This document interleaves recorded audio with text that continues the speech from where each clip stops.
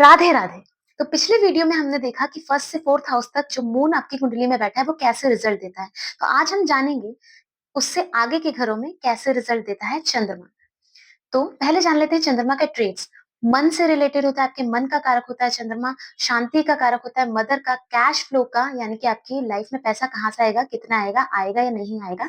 कुल मिलाकर आपकी लाइफ में कैश फ्लो को रिप्रेजेंट करता है चंद्रमा। इसके अलावा एजुकेशन को भी रिप्रेजेंट करता है चंद्रमा। तो आज जानेंगे कि फिफ्थ हाउस में जो चंद्रमा होता है वो कैसे रिजल्ट देता है। फिफ्थ हाउस का चंद्रमा आपको बहुत जिद्दी बना देता है। इसके अलावा फिफ्थ हाउस का जो चंद्रमा होता है, आपने जो भी एजुकेशन ली है लाइफ में वो आपकी लाइफ में कुछ काम नहीं आती है। ठीक है, उसके बाद आप कुछ और सीखते हैं और किसी और चीज से पैसे कमाते हैं, यानी कि जो एजुकेशन आपने ली है उससे आप पैसे नहीं कमा पाते हैं। इसके अलावा ऐसे व्यक्ति को पहाड़ों और जंगलों में घूमने का बहुत ज्यादा शौक होता है। तो फिफ्थ हाउस में अगर आपका चंद्रमा बैठा है तो ऐसे लोगों को नजर बहुत ज्यादा जल्दी लगती है। तो कोई काम शुरू करते हैं और आपने किसी को बता दिया तो वो काम आपका अटक जाता है या फिर पूरा नहीं होता है। तो ऐसा चंद्रमा चाहता है कि आप सीक्रेटिव हो जाएं, यानी कि जो काम है वो पहले पूरा हो जाए और उसके बाद बता दें। इसके अलावा ये व्यक्ति बहुत ज़िद्दी हो जाता है।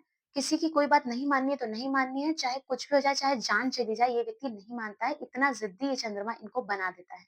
अगर ऐसा चंद्रमा आपको अच्छे रिज़ल्ट नहीं दे रहा है, तो ये उपाय आप कर सकते हैं। तो आपको भगवान शिव की पूजा करनी चाहिए, रिलीजियस कार्यों में यानी कि धार्मिक कार्यों में लगे रहना चाहिए। ऐसे व्यक्ति को सेल्फिश नहीं होना चाहिए, लालची नहीं होना चाहिए और इसके अलावा अपनी ज़बान पर कंट्रोल होना चाहिए। वैसे फिफ्थ हाउस में जो चंद्रमा होता है, ऐसे व्यक्ति बहुत ज़्यादा कड़वा बोल देते हैं बहुत बार, तो गॉसिप से बचना चाहिए। ये सब आपके उपाय हैं। अब बात करते हैं सिक्स्थ हाउस में चंद्रमा यानी कि मून कैसे रिजल्ट देता है, कैसे फल देता है। तो सिक्स्थ हाउस में बैठा हुआ चंद्रमा आपको मेंटल टेंशन दे सकता है, यानी कि सब कुछ होगा लाइफ में लेकिन फिर भी एक प्रकार की जो असंतुष्टि होगी वो आपके जीवन में होगी। ठीक है, लेकिन पैसों के लिए बहुत ज्यादा अच्छा होता है ऐसा चंद्रमा। पैसों से रिलेटेड कोई प्रॉब्लम नहीं आती है ज्यादा।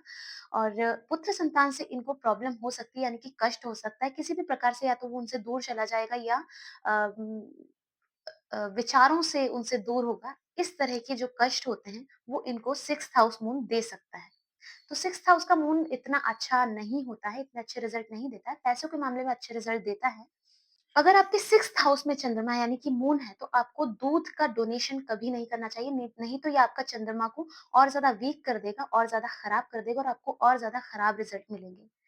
ऐसा चंद्रमा आपको बहुत कम उम्र में जिम्मेदारी का एहसास दिला देता है, बहुत ज्यादा प्रेशर आपको कम उम्र में झेलने को मिल जाता है। तो जैसे आपको मेंटल प्रेशर देता है ये चंद्रमा, वैसे ही आपकी माँ से भी पूछिएगा, उनकी लाइफ में भी ऐसे टेंशन्स रहे होंगे लाइफ में। इसके अलावा आपकी जो तबीयत होती है वो भी ज़्यादा इतनी अच्छी नहीं होती है चंद्रमा की वजह से, बार-बार खराब होती रहती है।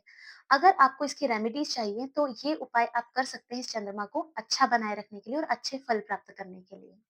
तो उपाय ये है कि आपको एक्स्ट्रा मैरिटल अफेयर यानी कि शादी के बाहर किसी रिलेशन को बनाने से बचना चाहिए।